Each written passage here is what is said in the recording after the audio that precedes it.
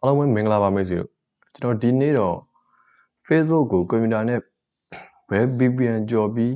သုံးရမလဲဘယ် VPN down ရမလဲဆိုတဲ့သူတွေအတွက်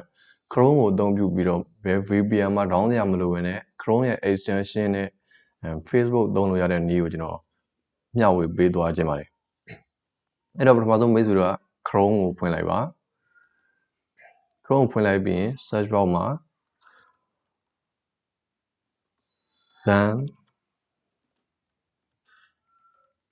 Zenmate VPN for Chrome ဆိုတဲ့မှာရှာလိုက်ပါမိတ်ဆွေအဲ့ဒီမှာကျွန်တော်အပေါ်ဆုံး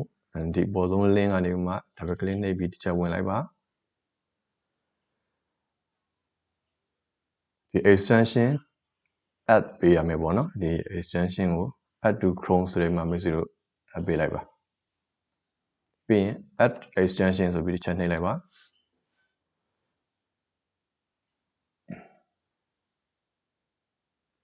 ဒါဆိုရင် add နေပါပြီမိတ်ဆွေ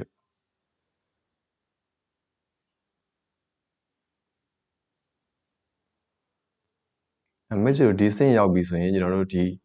ညာဘက်အပေါ်တောင်းမှာဒီဟာလေးပေါ်လာမယ်ဒီ extension လေးပေါ်လာမယ်ပေါ့နော်မိတ်ဆွေတို့အဲကောင်လေးကိုတစ်ချက်နှိပ်လိုက်ပါပြီးရင် Zenmate free VPN ဆိုတဲ့ဟာလေးကိုတစ်ချက်နှိပ်လိုက်ပါပြီးရင်ဒါလေးကို click သွားလိုက်မိတ်ဆွေတို့ click သွားလိုက်ပြီးရင်ဒီနေရာလေးကိုတစ်ချက်ဖွင့်လိုက်ပါ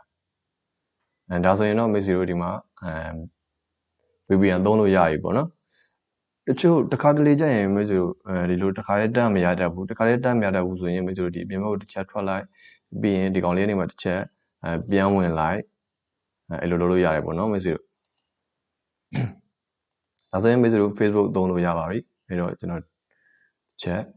ဝင်ကြည့်မယ် Facebook www.facebook.com ဆိုတဲ့မှာချက်သွားကြည့်လိုက်မိတ်ဆွေတို့